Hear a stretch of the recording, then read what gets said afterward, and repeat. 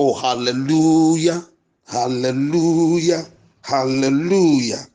Le maweto villa, le bokula comme amen. L'on si wa cholomi. Amen veve si wo choda de mianji. Amekaye ya mienye. Amekaye ya mienye. Amekaye ya mienye na Yehowa. Amekaya mienye. Amekaye ya mienye. Amekaye ya mienye na Yehowa. Oh, hallelujah. Miakpo. Yohane smak banla. Etawi adre. Ekrama bla evevo de ke. Yede bla evevo etonyeji. Egbogbelombe. Bena wokatan wasu deka.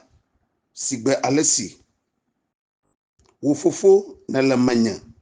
Eye nye ha ma lemma wo ene.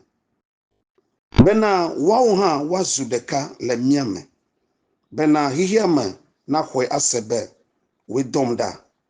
Eye nyela nti kokwe sine chonam la. Mechwe nawo. Bena wasu deka sigbe alesi. Miaw ha miele deka ene. Nyela mele wawo ma. Eye wawo ha ule menya. Bena wasu blibo le ndeka ma. Bena hihiame na jesi bena we domda. Eye nelonwo abe alesi nelom ene.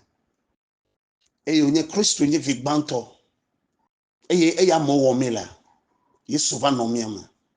Ekpo miapa nonome. Ekpo leke mile funya womia nomiowe. Ekpo leke mile no blamle mia nomionchi. Ekpo leke mi ji mia nomiopa ni jeje.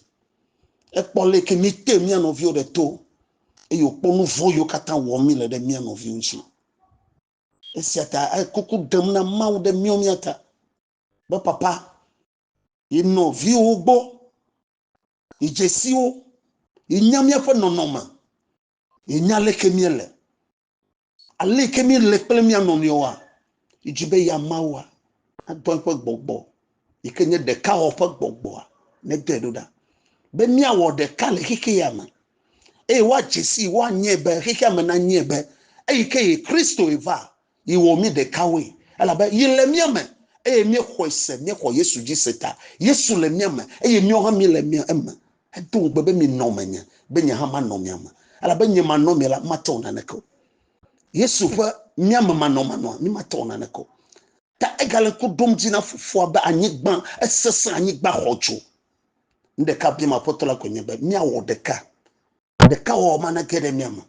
Yata ogale kuku demna fufo le jinu adele yama. Ala be ke sunu anyi pele mi le jinu aton yo ba ya. Ekpo nu yo ke mi wo pele mi anonyo. Nu yo ke mi wo pele mi tom ya dokui. Ka ke gbe ya. Ikenye jinu adele apan ke gbantoa. Yesu le kuku dem na fofo be le kake o le hadi ne zimia ji ne da amenwe yikenye gbogbo kokko nye de ka opo gbogbo ne kwede miama be mia lo mia ne o be o mega gbo be ye de ka ko ye o lo ta elo mi o ha ala be sele sike mi le ye makwa ala be mo ne de lo te toma ne de mi o me be mi o ha mia lo mia no ne o ke ka fotolo le nya gbo na mia me jibo ha opo ji na chomere po vodada ke legbama belono de kawo muti fofa neva nu sike majibo no wona yewa o ha maga we na novio nu ike george na wa we na novio ya kapotola ba lo ha ovi abon todoku we na madu beraba jinu ye ke me Kristo komidado mawo komidado mi to mu gedoma le jinu aton yo katanvai ke adele apon ke gbanto e ke me mekedwa me dogbra be kosera de sie de kele jimi amananyo